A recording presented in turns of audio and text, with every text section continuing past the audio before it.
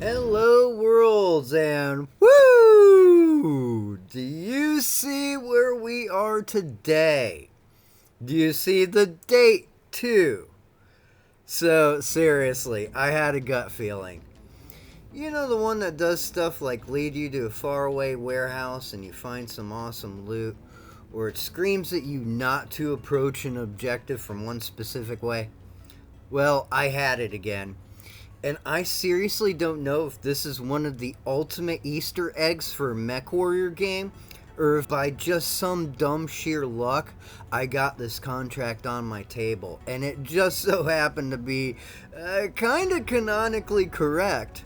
But yes, here today, my humble little company, the Minnesota Tribe, is going to participate in one of the most historical of all Battletech universe incidents, the discovery of the Helm memory core. Now notice I didn't just call it the Battle of Helm, and that's because to do so could be confusing, because there have been a lot of battles of Helm, and I gotta be honest with you, if you saw my Kantari's episode and remember how bad that place was, well, Helm can straight up one-up it, not only in blood, but in an incredible week-long battle that would have repercussions felt throughout the entirety of the Inner Sphere, and technically even by the clans. So for this episode of Rebuilding to serve as the backdrop and video, I'm going to be leading the Minnesota Tribe through a very accurate interpretation of the battle that led to the discovery of the Helm memory core. And for the audio, I'm going to be giving you a full debrief on the planet of Helm, from start all the way into the Ill Clan era. And because I know there's a lot of fans out there, I'm also going to give you a 2-for-1 and do a full historical deep dive on the Grey Death Legion. Now, just a little heads up, I was kind of gambling on a hunch when I took this job up. And for the record, yeah, I know I was on the wrong side of history here. Kind of playing the proverbial bad guy in this operation. Kind of made me feel bad, not gonna lie. I actually love the Grey Death Legion. And I'm gonna shorten that name down to just GDL from here on out. But straight up, Grey Death Carlisle was legit first Chad of the Inner Sphere material, seriously. Like, I wish he would have hooked up with Hans Davian. I bet Smoke Jags would have been invading Fedson's turf later in the timeline instead. But anyways, just wanted to acknowledge that because I know there's a lot of GDL fans out there, and they got great reasons to be fans too. Hell, between you and me, they'll always be my second favorite Merc unit, just behind Team Bonsai. But we are mercenaries. We don't care about the why, we just do the who, how, when, and where. And straight up, this was an absolutely harrowing mission to attempt. It seriously tested my whole MechWarrior skill set of piloting gunnery and tactics. And I'd also like to add in my defense that I am running seriously underweight for these missions. The best I did was 40 tons under the max weight. And I'll admit, I was very apprehensive about doing this. But I had two things that gave me all the confidence I felt I needed. The first was 2 fresh and ready to go battle masters. And a very good set of pilots and some very well proven heavy mechs. Once again, I had a lot of apprehension in taking up the assignment. I even had to cut out like almost about an hour of just setting up the lances and doing that classic pre-drop back and forth of picking equipment and pilots and second guessing everything. Don't feel bad if you do that too before missions. If you have a reason to dread, because I think everyone would. But honestly, I felt I would be a complete loser to turn down this incredible opportunity to participate in the history of the Inner Sphere presented to me. And between you and me, This was probably one of the 3 hardest missions I've ever successfully completed. And the level of sheer savagery you'll see from my cockpit leads me to feel that if this wasn't some sort of pre-planned Easter egg event in any context, this was a literal alignment of stars to have the series of missions be so correct in as many Battletech lore ways possible. And I just couldn't pass up the opportunity to even try to make the video. So, let's start with some numbers from my fellow statisticians. The planet we are on is Helm 4, the 4th from the Sun. Jump point distance is 4.31 days. That's actually very short and tells me that this is a star system kind of tightly compacted around a very cool running star. Helm 4 also doesn't have any moons, so this is kind of interesting because that means the tides that we see here on Earth wouldn't happen there. Surface gravity is 0.95, pretty much normal. Atmospheric pressure is standard. Equatorial temperature is listed as 30 degrees Celsius. This puts it in the cold temperate range and makes it very interesting because the whole planet is actually very, very cool. Kind of like Germany or Canada kind of cold. This would represent probably as close as you could get cold-wise before you hit northwind cold and then outright glacial ice. Surface water is 58%, a little low, but nothing concerning. Now, this next section comes with an asterisk for the lore nerds.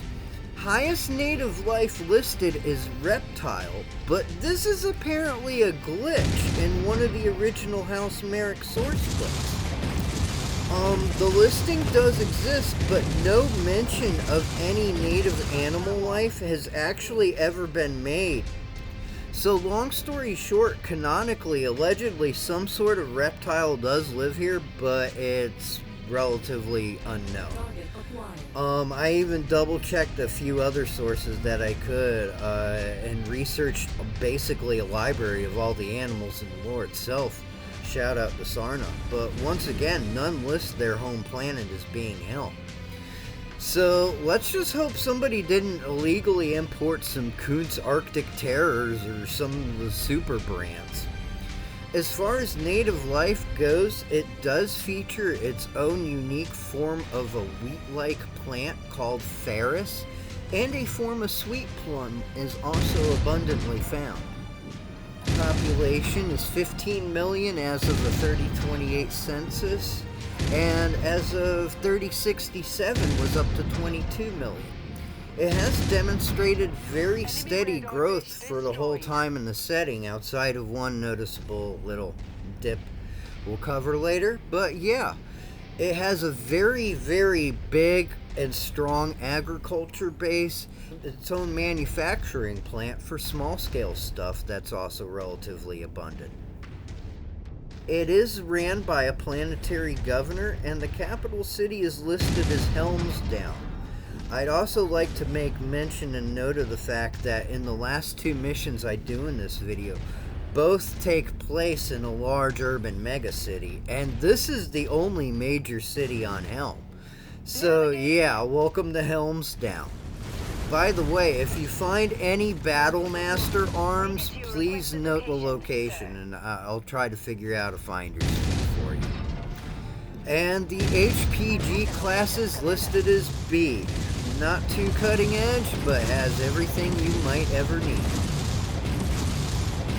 Now, the history of Helm goes back quite a bit, and this story is starting off just after the exodus from Terra. Now, for you kids that aren't aware of the Age of War and the pre-Star League years, this is still going to be interesting because you actually get to see the dawn of the Purple Bird here. In 2241, the Terran government issued the Demarcation Proclamation, and this would have far-reaching consequences in a wide variety of ways. Firstly was political and martial.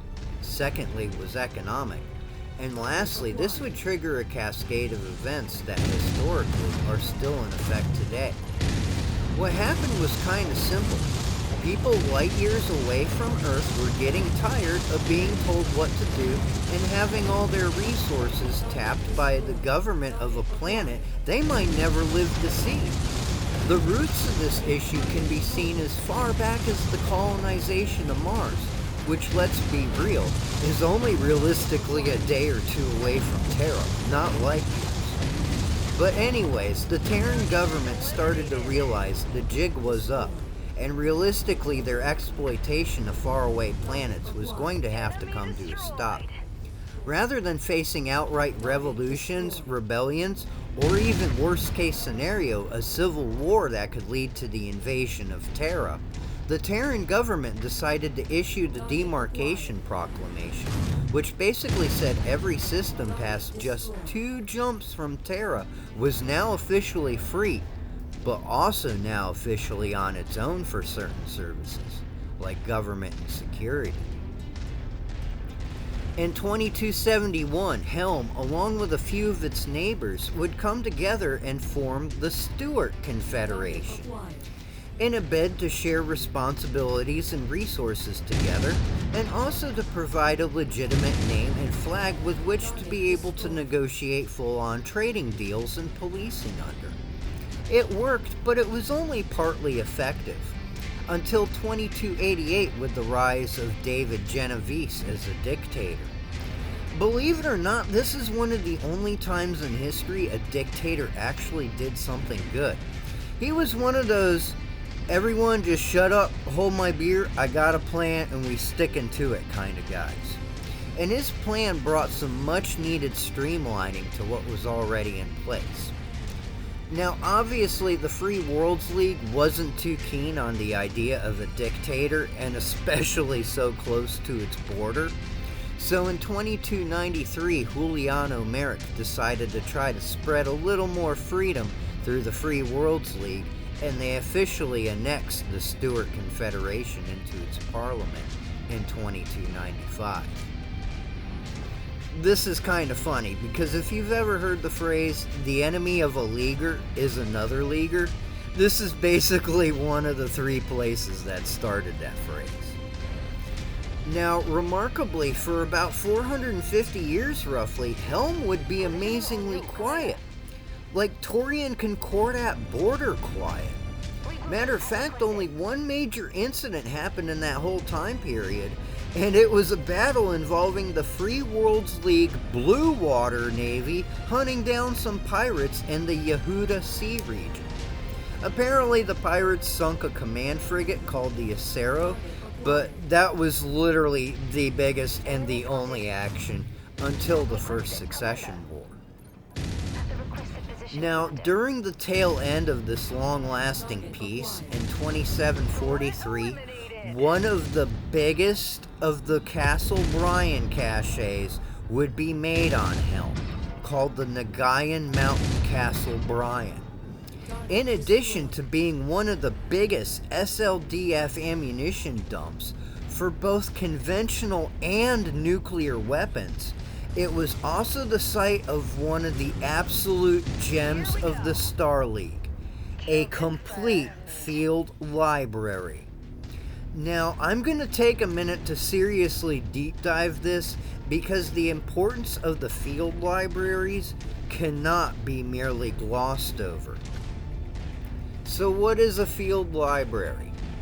Well, imagine being at a depot where instead of just ordering and waiting on whatever you wanted or needed, you could just make it right then and there.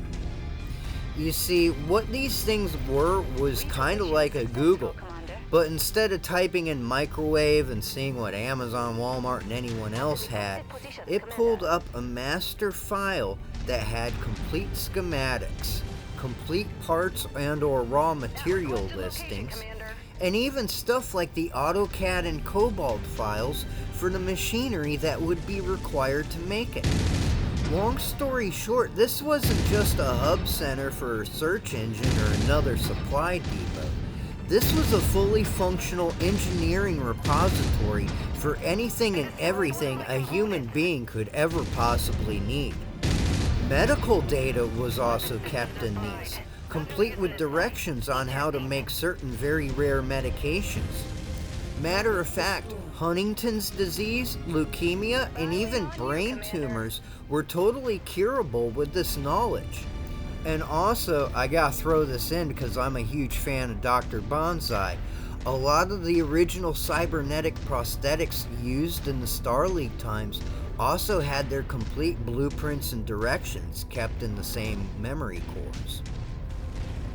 Another thing that I want to note here is all the not so sexy stuff, but stuff you have to have anyways, like environmental suits for digging up that radioactive Wolverine you found in the ruins of Ingersoll, or that water purification system that takes the lead out of your drinking water because you live on ramen, right next door to an ammo plant that's been churning out autocannon 10 rounds for literally centuries. Yeah, those things are all in here too. Matter of fact, even some of the terraforming stuff, like the stuff used on Mars, is kept in these libraries. I really wanted to take a minute and shine a light on the totality of what was inside these things, because let's be real, this is MechWarrior aka Battletech, and the battle mechs are the undisputed stars and kings of the setting. But there's so much behind the scenes that has a huge bearing on day-to-day life that I wanted to shine a light on, because all the fans know about these things in the battle mech designs they kept. But a lot of them probably didn't realize that those battle mech designs were really just the proverbial tip of the iceberg for what was going on. So after the construction was done and a little thing called the Ameris coup ended the Star League, Helm unfortunately became a target. With the Star League now in exodus and the 5 great houses left to conduct their own shenanigans however they saw fit, one of the first things that happened alongside the First Succession War was every single house went on a scavenger hunt for anything and everything Star League related, quickly stripping bare whatever little been left. Being that Helm was historically such a huge depot, it was considered to be a great place to start the scavenging from. And one of the most prolific of these pirates and raiders was House Lord Minoru Kurita, who, traveled quite far just to commit a raid on Helm in the Free Worlds League. Which is really funny because years later it would be discovered that he had one of these things in his own backyard at Halstead Station. Just apparently the DCMS for whatever reason never knew or realized it until an accidental discovery while building bunkers. Unfortunately, the children of Kerensky had already used or otherwise moved all the party favors Lord Minoru was looking for, and in a blind fit of rage decided to quote-unquote punish the people of Helm by nuking them. Yeah, like it was their fault. You see, that right there is probably why they didn't know about Halstead Station. The Star League already knew that the Kuridan family as a whole is bat guano crazy. You think they would tell them anything if they had to? Fortunately for these poor people, that would be the last time they'd have to deal with any soy snakes. Albeit it was a heavy price to pay, with most of the population wiped out, just because. Second and Third Succession War would come and go, largely without incident, but it wouldn't be war to bring trouble back to this storied land. Instead, what would truly put Helm on the map of the Inner Sphere could only be described by some as Battletech's Reservoir Dogs moment. Yeah, like the old Quentin Tarantino movie. But imagine Mr. Black, Mr. Pink, Mr. Blue, and so on as all the Battletech factions. Now, how could everyone end up on one planet at the same time? Well, just blame the good old space Illuminati. You can blame everything on them, actually, even cancer. So, to understand what comes next, you need to know about some people. And those good people are the boys and girls of the Grey Death Legion. In case you're really new to the setting, the GDL, as I'll call them from here on, is easily one of the top 5 best, not just biggest, but best mercenary armies in the Inner Sphere of all time. Stringstorm even made a song about them. They are that good easily. Now, like any good merc outfit, they needed a base of operations. And after their last battle with the Soy Snakes in what would be known as the legendary Battle of Fertandi, they decided to float over to the Free Worlds League for a little bit for some downtime and the great parts availability there. Remember, kids, if the Free Worlds League doesn't sell it, you probably wouldn't want to buy it anyways. So the GDL gets an offer any good merc couldn't refuse. Help out the Free Worlds League by running a raiding campaign, mostly because, let's be real, even after signing the Capitan Accords, Merrick still didn't trust the Capellan Confederation one bit, and wanted to go ahead and just settle things by striking first, because they're Capellans, and the Capellans would just end up doing the same. Just ask the Taurian Concordat. Anyway, in return as payment, they would get the planet of Helm 4 all to themselves. But what no one knew in the room, besides exactly what was on Helm, was someone in the shadows was watching this and conspiring. Now, one thing I think every human could agree on, even the people I'm about to single out ironically, is no one likes a liar. Like seriously, Sun Tzu said the basis for all successful warfare is deception. That's why the truth is always the first casualty of war, and why you should never lie to anyone, at least anyone you don't intend on fighting. And one hell of a big lie was about to be hatched. You see, Comstar, yes, the one true source of evil in the Inner Sphere, besides the Capellans, the Draconis, and Devlin Stone, had known about the repository. And after presenter Emilio Rachance shared with what he knew with, guys, I'm not making this up, Lord Garth of Irian. Speaking of old movies, anybody remember those losers? If so, party on, Wayne.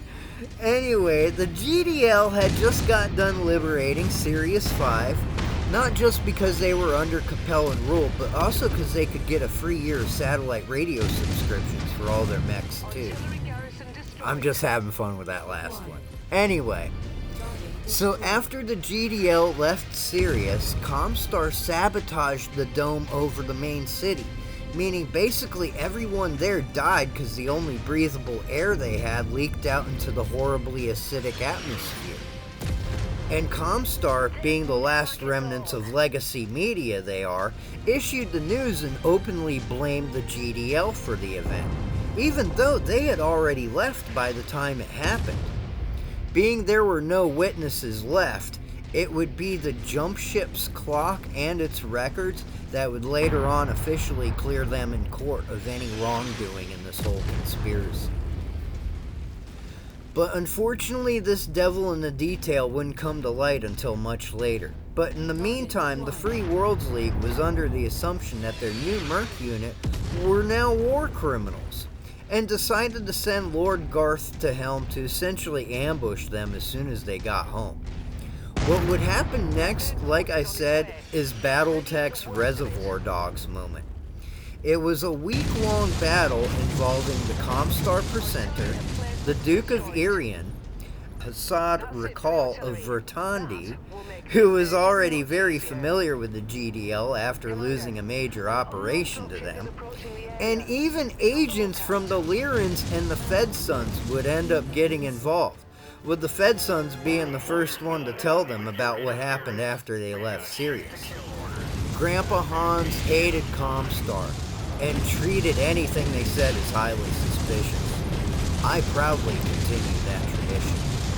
Anyways, so to recap, you had literally 4 out of 5 of the houses, plus Comstar, all on deck together. And just like Reservoir Dogs put Quentin Tarantino on the map, the same level of Mexican standoff put Helm on the map of the Inner Sphere. Now, unbeknownst to everyone, there was something special about this place that wouldn't get found out until it was too late. Some of the weapons were actually still there, but they had been moved to elsewhere within the facility, which stretched for kilometers under several towns, the capital city, a nearby seaport, and the main mountain range found around the equator. Needless to say, battle mechs couldn't get everywhere down there, and this led to some interesting one-on-one confrontations. Another factor was in Great Goonies tradition, the base had been booty-trapped. Yeah, even the last head engineer of the facility had that same stuck-up opinion Comstar has about everyone who isn't Comstar. Oh, we must keep everything from the barbarians. Yeah, okay. Just remember you were the same barbarian that made the RimWorld's Republic become a thing. Okay? Anyways. Fortunately, the way this ended was Duke Rickle got a copy of the library core, plus some cool new guns, and in return helped his longest-running arch-nemesis, the GDL, get back off planet. You see, Gray made a bunch of copies of the library core, which he discovered as being the primary target for Comstar. And Comstar's ambition here should be noted too. They didn't want the core to find out what was on it. They just wanted to destroy it, which is seriously something only a disturbed and mentally unhinged politician would do. Fact was, Comstar's stuff was getting old, and in another 30 years, they would be forced to realize just how far back they slid themselves when they finally had to fight the clans. Another thing that's noteworthy here too is what became of the Red Duke. After returning home, he stowed away his copy. Comstar was actively looking for online copies and destroying them in any way feasible. So for the first few years, it was still only available via physical copy. This gave the Duke a huge amount of leverage with House Curita, with whom he negotiated a great deal on a huge chunk of turf that would be called the Alshane Military District. In the end, the Duke wanted more planets, and the supreme irony is the Great Death Legion gave him the keys to take a grand total of 30 planets over by basically getting promoted by House Curita. Once again, that Great Death magic, folks. He's got more planets than he could have ever taken by himself just by simply working it out with the Legion. And without the first shot fired, at least until the actual agreement was made, which was done kinda hastily, as Comstar and Merrick's soldiers were in pursuit and actively searching this absolute labyrinth of the complex for both of them. Oh, and in case you're wondering, that Comstar presenter died there. He got wiped out by the booty trap. The place had its own fusion reactor, and after blasting down some doors, blasted the wrong one, as it set the reactor to self-destruct at maximum stack pull. Now, for all the GDL fans, their story doesn't end there.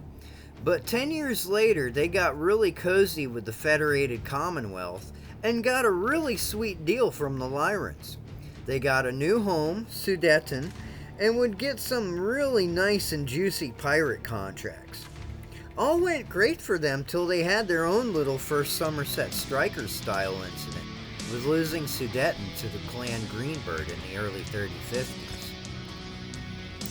Speaking of clans, they are actually the next major thing to hit Helm. You see, in 3081, just after the Space Illuminati's holy war against humanity commenced, the Free Worlds League broke up. Yeah, Purple Bird kinda died for a second. They would come back around 31-38, but for 50 years Helm was part of the Merrick Stewart Commonwealth. In an amazing turn of events, the once noble House Steiner brokered a deal with Clan Dog Park. The dog people were basically trying to angle for a new line that was kind of close to Terra. I don't know why they want Terra, because it's got to be a scrapyard biome by this point in the timeline. But House Steiner basically felt like they were weak and needed to prove that they weren't. So they invaded Purplebird Turf. Unfortunately, like most Blue Fist group plans, they aren't totally thought through and usually devoid of any backup strategy. And in this case, the invasion actually caused Purplebird's a revival, with the Duchy of Oriente once again taking the lead. The Mark Stewart Commonwealth would unfortunately be obliterated, just to be replaced with the ickiest of possible neighbors, the clans. And unfortunately, Helm would sit as the center of the new power for the newly formed Clan Wolf in Exile. But that didn't last long, as the dog people were successfully exiled yet again, and as of June 31, 52, Helm is once again a full-fledged member of the Free Worlds League. Thank God, too.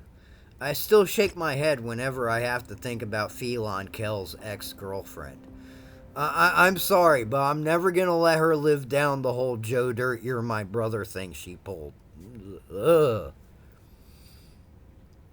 Now, I'm going to give you guys a bonus. Yeah, here's the second. You see, because the GDL is my second personal favorite Merc outfit right behind Team Bonsai, I'm going to say the quiet part out loud. They were the biggest and best legitimate Merc outfit.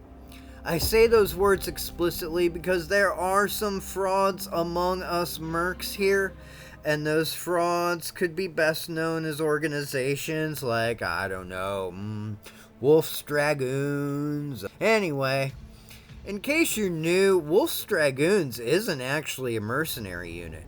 They were freeborn sent by Clan Wolf to masquerade as mercs while collecting intel for the invasion of 3051. Anyways, the tales of the GDL actually start just before Helm, and by only a couple of years. And what's so cool about the GDL is they started out just like almost every other MechWarrior video game. And I feel like out of all the other Merc units out there, they had the biggest following because they were so relatable and even likable. Even many of the old MechWarrior 1st and 2nd edition tabletop campaigns either had very strong vibes and situations to the GDL, or were based on GDL campaigns themselves. Just like Nick Mason's story, the rise of the Grey Death Legion starts with a great loss, sustained by his own father's security company called Carlisle's Commandos. In 3024, Carlisle's Commandos, under the lead of Grey's father, named Durant, was on a garrison duty contract on Trelwan. Trelwan is actually a hybridized word of both Trell and number 1 because it's the first planet in the system. Anyways, Duke Rickle, who is more widely known as the House of Curida's infamous Red Duke, hired some Oberon Confederation pirates to basically false flag ambush the only unit on the planet, which was Carlisle's Commandos. In case you're wondering how that worked, it wasn't actually that complicated, and it breaks down simply like this. The Lyran Commonwealth had hired some mercs from the Oberon Confederation and told the Commandos that the relief force was on the way. But Duke Hassad Rickle had intercepted this intel, got a hold of some pirates who were in the Oberon, and the pirates dressed their units to look just like the mercs who were hired by the Lyrans. Their dropship even mimicked the IFF frequency to get by completely unchecked, and as soon as the doors opened, it was on like Donkey Kong. Carlisle's father would actually die in this initial attack, but like any great mech warrior, Carlisle would get his revenge and some awesome perks in the process. Rallying what was left of his family's company and the meager local militia, complemented with the blessings of the planetary governor, The Trellwan Lancers would be commissioned, and Grey Death would earn his name via a guerrilla war that was aimed solely at buying time. And it worked. The original mercenaries hired by the Lyrans would finally arrive, and with a great amount of local assistance in the form of actionable intelligence, would be able to swiftly hunt down the pirates, who were getting scattered out and worn down by their own attempts at any kind of anti-guerrilla operations.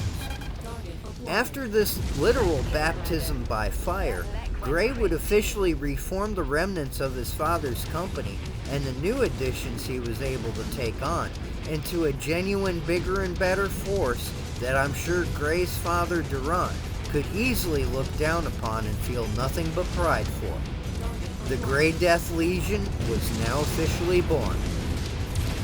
And too bad Nicholas Kerensky missed that mark by a mile. Continuing on, there's another big thing that happened in this battle that needs to be known before going on, because it would contribute significantly to the GDL for years to come. During one of the first battles between the Trellwan Lancers and the Oberon Special Expeditionary Force, as the Pirate Merc Company called itself, a brief moment of humanity would be the last piece of the puzzle and the magic of the Grey Death Legion story. One of the last pirates to be hunted down was named Lori Calmar, and her fate was purely in the hand of Grey Carlisle himself. Lori was in her locust when she was ambushed and surrounded, literally making the wrong turn at Albuquerque, trapped in a dead-end alleyway and surrounded by platoons of infantry armed with nothing but Inferno SRMs.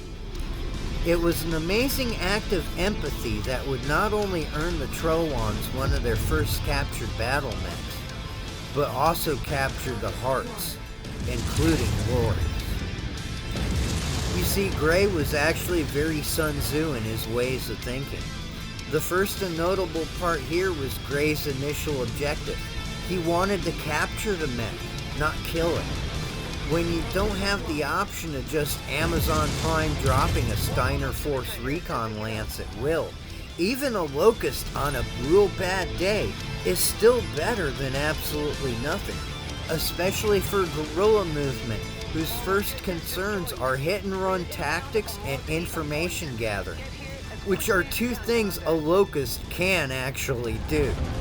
But the second part of the equation was the tip of the iceberg and what could be described as the magic of the Grey Death Legion. Basic human connection.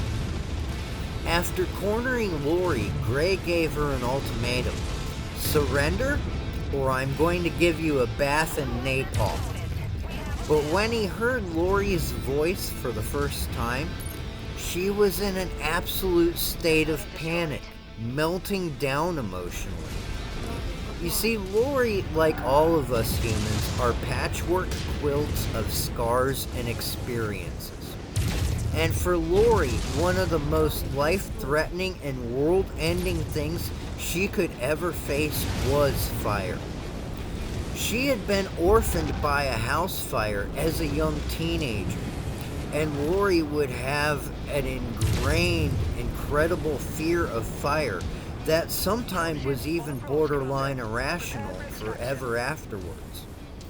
After hearing her melt down into a blithering mess on her own mech's loudspeaker, Carlisle would have a moment of empathy and quietly and effectively de-escalate the standoff.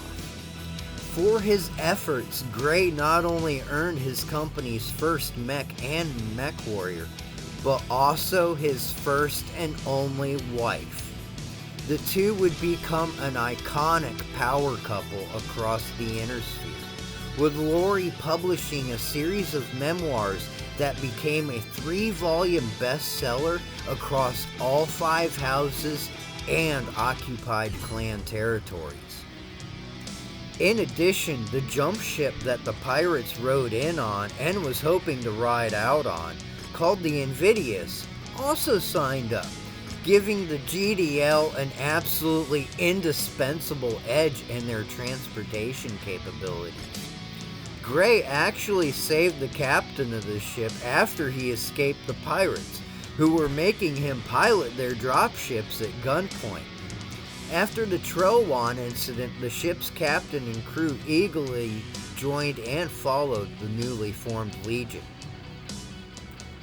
Now, Gray's next move, like any other good mercenary company, was to get his butt over to the next decent industrial hub and hiring hall where they could line up their next job and any kit they needed. Unfortunately, this was during the tail end of the good old days of Galatia, the original mercenary star, and like any boomtown nearing its end, stuff was starting to get scarce all around. By the way, shout out to any other vets of the original SNES Mech Warrior, cause that's where we grew up. And after not finding any work for 6 months, the GDL was about to disband. But finally, an agent from a small group of independents, calling themselves the Vertandi Revolutionary Council, were looking for anyone that had actual experience to aid them in a strictly advisory role. In case you don't have any actual military experience, an advisory role means somebody that trains the locals how to fight and also gives tactical and strategic advice as to how to conduct operations. This is what real-life Green Beret Special Forces do, by the way, and if you ever want really good books on the subject, start by looking up their field manuals. FM 59 is a great place to start because it gives you all the survival tips. Anyway, the GDL heads out to Vertandi, and it's on like Donkey Kong as soon as their dropship unlatched from the jump ship. You see, there was a military naval blockade around the system, and the GDL's dropship was painted up to look like just another house cure at a dumpster fire. But unfortunately, the soy snakes know the distinct smell of their own dumpster fires very well, and the ploy was soon discovered. By the time they finally touched down, the dropship was too badly damaged to even let go back into orbit. And I'm not making this up. They would float it on the water to a mountainside fjord, where it would become a hub of guerrilla operations against the Draconis occupation. Now, once again, part of Gray's magic wasn't a battle mech or some crazy retcon tech. He wasn't piloting a mech that could distort space and time and just disappear because somebody was having PMS. Yeah, look that tidbit up on Sarna. PMS. Phantom Mech Syndrome. Continuing on, Gray's magic was his thinking and his personality, and a desire to work together whenever possible. The Vertandi rebels told Gray straight up, "We don't want you fighting because we can't afford to pay you for it." To which Gray replied, "I'm not fighting for your money.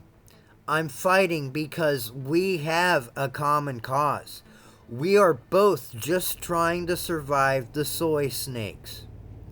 This particular battle would permanently etch the signature of the Grey Death Legion in the history books as one of the best, if not the best, mercenary army of the Inner Sphere.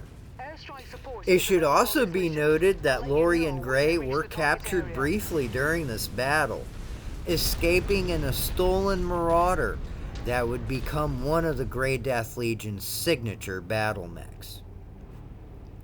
After Vertandi, they would return to Galatia, where their next adventure at the planets of Sirius and Helm would take place. I'm not going to go over Helm again. I think we're pretty well versed in that particular incident, being it was the first half of the show. So I'm going to skip ahead just a little bit. Now, post-Helm, GDL was in need of a new home base, and fortunately, Grandpa Hans and Grandma Katrina were very eager to help. the GDL would acquire a really juicy contract from the Federated Commonwealth to participate in the Galahad War Games, and in return acquired their new home of Sudeten. During the Fourth Succession War, specifically Operation Goddard-Dameron, the GDL would prove absolutely pivotal to Blue Fist Group for their ability to fight smarter, not harder.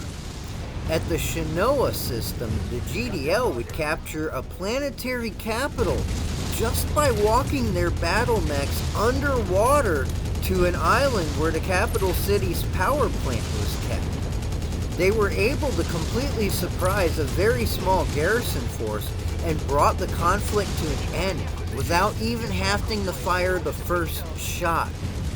Remember what I said about Gray's magic? You see a pattern here now, right? Also to their credit were many of the headlining actions from a smaller operation called the Orestes campaign. This would be a very serious campaign for the GDL, as they took the lead in the battles of 6 different systems along the Fedcom-Puritan border. And during this time, along with capturing a dropship load of military arms from the Darius system, allowed them to expand to a full operational regiment. During the Snore of 39, the GDL would rescue the 8th Donegal Guards from Altai. This was an interesting incident. The GDL split up in 2, and at one point, one half of the Legion had to walk their mechs 150 kilometers. That's way bigger than any map from any MechWarrior game I can think of. And think about this, with a standard 4-6 movement profile, at running pace would probably take somewhere around 2.5 hours to do. Can you imagine going that far in a MechWarrior game? I hate to say it, but I would openly embrace it, no problem. And extra points if I get to go underwater some too. Anyways, unfortunately, despite their best efforts, their home on Sudeten wouldn't be forever. With the invasion of the clans came the loss of their second home. Man, I bet they were hoping for some peace tech now out of that memory core, right? So they had to take their show on the road and along with the Fedcom and join forces with the LCAF on Pandora, just as a fresh batch of bright red Thors hit planetside. Fortunately, because of the combined efforts of the 1st Somerset Strikers, the new Avalon Institute of Science, and Team Bonsai, the GDL had some nice new toys to throw back at the Greenbirds. Most notably the new GDL Scout and Standard battle armor suits. The real turning point of the battle wasn't between the Falcons and the Legion, however. That battle was actually personally fought between Grayson Carlisle and LCAF Brigadier General Philip Mays. The core of the dispute was once again tactics, specifically in this case the classic Lyran problem of not having any. General May wanted the GDL under his command, and he was just going to blindly march them forward through the city of Needgate like cannon fodder. Obviously, Grayson was way too much of a master tactician for this, and being that the Lyrans, who I don't think have ever evolved past the dump truck strategy they're canonically known for, Grayson did what any other master statistician would have done. Straight gave General Mays the bird and told him to go ahead and try to court-martial me. Because unbeknownst to anyone, as the Falcons marched on Needgate and engaged Mays' defenses, Grayson found an abandoned and unused service road that, due to its immediate terrain, was not visible to either side's forces. Taking advantage of the new maneuvering option, the GDL managed to cut the invading clan force literally in half, and this would go down in history as the first major victory by the Innersphere over the invading clans. This long day ended with the Jade Falcon Star Colonel Tadal captured and General Mays dead, presumably from his own stupidity and or arrogance. So shortly after that started the bad years. They're the bad years to me anyway. I grew up in that weird area of Introtech, clan invasion, and the Federated Commonwealth gave me a lot of good feelings. Anyway, the changing of the guards happened with Victor Davian taking the helm, and I mean helm by controls, not in reference to the planet. Victor unfortunately wasn't nearly half the man as his dad, but despite possibly good intentions, the gifting of Glengarry to the GDL to replace Sudeten did not go over well with folks who were part of the region of Sky, who were always looking to rebel from Lyran space anyway, and those feelings were only intensified by the gifting of their home planet to the GDL. During this time, the son of Grayson Carlisle and Lori Carlisle, Alex, started his own copy of the game of MechWarrior, defending the GDL's home on Glengarry just long enough for the rest of the Legion to get back in the range transport for everyone off the planet. Because the Sky Separatists were literally attacking everything and everyone, in 3065, during the tail end of the FedCom Civil War, Grey Death Carlisle would pass, after losing the last battle of his life to cancer.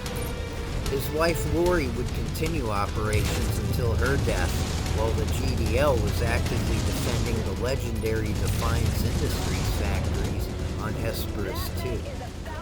Her life being taken by a hand grenade thrown by a Sky Separatist after having to eject from Gray's last personal Victor. Okay, timeout. Calling all real mech warriors out here. Can we just agree to stop using this design seriously? I mean, it's just a seriously overweight Centaurian, and I mean, look at the names. Lori Carlisle, Jake Mason, Arden Sortak. If they had all been in Battle Masters, they'd probably all still be alive. Just saying. Despite the original founders being gone, their most precious asset, Alexander, was already proving his worth. After his mother's death at Hesperus, he tried reforming the Legion, despite the horrific losses it had sustained. But because of Comstar owning the MRBC, this was almost impossible. And yeah, 40 years later, they remember that still. Anyways, the local Duke of Hesperus, Duke Brewer, had a brilliant idea. He helped Alex reform the Legion as a security force called Brewer's Legion. And after things were set up on Glengarry, the company would be given back to Alex and posted at their home planet. But that deal fell through, with the Brewers falling prey to the Blakist during the opening shots of the Holy War against humanity. During which time, Alexander decided to embrace the blood and cred lifestyle and boarded the first ship to Tharkat with his trusty Archer, a 4-mic variant, by the way, and proceeded to help the Lyrans. Afterwards, for his actions, Archon Adam Steiner, yes, the first Somerset Strikers Adam Steiner, would give him the noble title of Count of Odessa. After the Holy War, Alexander and the remaining Legionnaires, they would decide on a new way of life, opening a business venture called Grey Death Technologies. They would market and sell their once signature battle armor, both the Scout and the Standard. And sales would reach the point that Defiance Industries made them an offer, and the two companies would get merged. But the best never rests, at least for long. And by 3151, Ronan and Isabel Carlisle would bring back the Legion fully as a Mercury, even resurrecting the original Skullburst logo.